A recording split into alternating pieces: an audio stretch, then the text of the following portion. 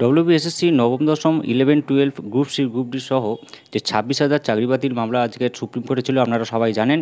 এবং তার যেটা লেটেস্ট আপডেট পাওয়া যাচ্ছে সেটা 3 সপ্তাহ পরে আবার শুনানি ডেট করা হয়েছে। তো আজকের এই সুপ্রিম কোর্ট চত্বর থেকে কী আপডেট, গুরুত্বপূর্ণ আপডেট তথ্য উঠে আসছে সবার এটা জানা প্রয়োজন। তো সেই জন্যই এই ভিডিওটি করা, এবং আপনারা সম্পূর্ণ ভিডিওটি দেখবেন। কারো কোনো বক্তব্য থাকলে অবশ্যই কমেন্ট করে জানাবেন। তো চলুন তার আগে বলে দিই, অবশ্যই চ্যানেলটিকে সাবস্ক্রাইব করে দিন, ভিডিওটি লাইক করে বেশি বেশি করে শেয়ার করুন, এবং চ্যানেলটিকে সাবস্ক্রাইব করে রাখুন। তাহলে এই সংক্রান্ত এসএসসি বা অন্যান্য বিভিন্ন গুরুত্বপূর্ণ ভিডিও আমরা পোস্ট করে থাকি, সেটি সংক্রান্ত সমস্ত আপডেট সবার আগে পেয়ে যাবেন। তো চলুন আমরা জেনে নিই আজকের সুপ্রিম কোর্ট চত্বর থেকে কী আপডেট তথ্য উঠে এলো। তো ডব্লিউবিএসএসসি মামলা সুপ্রিম কোর্ট পিটিশনার সরকার, এসএসসি এবং অন্যান্যদের কাউন্টার ফাইল করার চূড়ান্ত সুযোগ করে দিল। তো চলুন আমরা বিস্তারিতভাবে জেনে নিই আজ ঠিক সুপ্রিম কোর্টে কী আপডেট তথ্য আমাদের কাছে আসছে। যেটা বলা হচ্ছে যে সুপ্রিম কোর্টে আজ 16 জুলাই কলকাতা হাইকোর্টের আদেশের প্রতি চ্যালেঞ্জের শুনানি স্থগিত করেছে, যা Paschimbanga school service commission WBSSC দ্বারা করা প্রায় 26,000 স্কুল শিক্ষক এবং শিক্ষাকর্মীর নিয়োগ বাতিল করেছিল। তো সিজেআই চন্দ্রচূড়, বিচারপতি জে.বি. পারদিওয়ালা এবং মনোজ মিশ্রের নেতৃত্বে বেঞ্চ পশ্চিমবঙ্গ ডব্লিউবিএসএসসির ক্ষতিগ্রস্ত প্রার্থীদের দায়ের করা আবেদনের শুনানি করে। বিবাদীদের অর্থাৎ হাইকোর্টে মূল রিট আবেদনকারীরা পাল্টা হলফনামা দাখিল করার নির্দেশ দেয়। 2 সপ্তাহের মধ্যে এতে ব্যর্থ হলে তাদের কাউন্টার ফাইল করার অধিকার শেষ হয়ে যাবে। এই উত্তরদাতারা তাদের বিরুদ্ধে ডব্লিউবিএসএসসি করা পদক্ষেপ চ্যালেঞ্জ করেছিল। শিক্ষক নিয়োগে টাকার খেলা হয়েছে এবং দুর্নীতি করার অভিযোগ সামনে আসে। এরপর যেটা বলা হচ্ছে যে বেঞ্চের আদেশটি হলো নিম্নরূপ, যে আজ পর্যন্ত কোনো পাল্টা হলফনামা দাখিল করা হয়নি। উত্তরদাতাদের কেউ তাদের কাউন্টার ফাইল করতে চাইলে তারা 2 সপ্তাহের আগে বা তার আগে তা করতে হবে। যদি কোনো কাউন্টার দাখিল না করা হয় তবে কাউন্টার হলফনামা ফাইল করার অধিকার বন্ধ হয়ে যাবে এবং রেকর্ডের ভিত্তিতেই কার্যক্রম পরিচালিত হবে।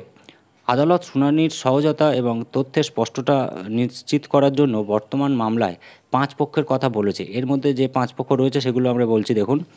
1 নম্বরে আছে পশ্চিমবঙ্গ সরকার, 2 নম্বরে ডব্লিউবিএসএসসি এবং মূল আবেদনকারী অর্থাৎ 9 থেকে 10 এবং 11-12 গ্রুপ সি গ্রুপ ডি প্রতিনিধিত্ব করে এরকম। 4র্থ নম্বরে আছে যাদের নিয়োগ হাইকোর্ট কর্তৃক বাতিল হয়েছে, এবং 5ম নম্বরে আছে যে সেন্ট্রাল ব্যুরো অফ ইনভেস্টিগেশন অর্থাৎ সিবিআই। এই হচ্ছে টোটাল 5টি পক্ষ। আদালত আরও উল্লেখ করেছে যে ওপরে যে কোনো বিভাগের প্রতিনিধিত্বকারী পক্ষ তাদের বক্তব্য লিখিত আকারে পেশ করতে পারে, যদিও সেটি 5 পৃষ্ঠার বেশি হবে না। অতিরিক্তভাবে আদালতকে আরও ভালোভাবে সহায়তা করার জন্য বেঞ্চ 4 জন নোডাল কাউন্সিল নিয়োগ করেছে, যারা হলেন 4 জন যে নোডাল কাউন্সিল নিয়োগ করা হয়েছে তারা হচ্ছে কে, আইনজীবী আস্থা শর্মা, শালিনী কৌল, কুণাল চ্যাটার্জি এবং শেখর কুমার। সব পক্ষের বক্তব্য জানানোর জন্য সর্বোচ্চ আদালতের তরফে নোডাল অ্যাডভোকেট ঠিক করে দেওয়া হয়েছে। তারাই 2 সপ্তাহের মধ্যে সংশ্লিষ্ট পক্ষের বক্তব্য নথিভুক্ত করে পেশ করবে সর্বোচ্চ আদালতে। 3 সপ্তাহ পর মঙ্গলবার শুনানি হবে প্রধান বিচারপতির বেঞ্চে। এর আগে শুনানিতে শীর্ষ আদালত এসএসসি নিয়োগ কেলেঙ্কারির ঘটনায় একটি অন্তর্বর্তী আদেশ পাশ করেছিল। আদালত চাকরি বহাল রাখে এই বলে যে যাদের নিয়োগ অবৈধ বলে প্রমাণিত হবে তারা তাদের বেতন ফেরত দিতে বাধ্য হবে। শীর্ষ আদালত সিবিআইকে তদন্ত চালিয়ে যাওয়ার অনুমতি দিয়েছিল, তবে সংস্থাটিকে কোনো জবরদস্তিমূলক পদক্ষেপ নেওয়া থেকে বিরত করেছিল। কলকাতা হাইকোর্ট সিবিআইকে আরও তদন্ত করার এবং প্যানেলের মেয়াদ শেষ হয়ে যাওয়ার পরে এবং ফাঁকা ওএমআর শিট জমা দেওয়ার পরে নিয়োগ প্রক্রিয়া সমস্ত ব্যক্তিদের জিজ্ঞাসাবাদ করার নির্দেশ দিয়েছিল। অচিন্ত্য কুমার মণ্ডল বনাম লক্ষ্মী তুঙ্গা অন্য মামলায় 9 নভেম্বর 2023 সুপ্রিম কোর্টের প্রথম অন্তর্বর্তী সুরক্ষা মঞ্জুর করেছিল। তো আপাতত এইটুকু এসছে। এবার 3 সপ্তাহ পর আমাদের অবশ্যই এইদিকে নজর রাখতে হবে। আপনারা সঙ্গে থাকুন, আমরাও আপডেট দিতে থাকবো। সবাই খুব ভালো থাকবেন। ভিডিওটি শেষ করছি। ধন্যবাদ।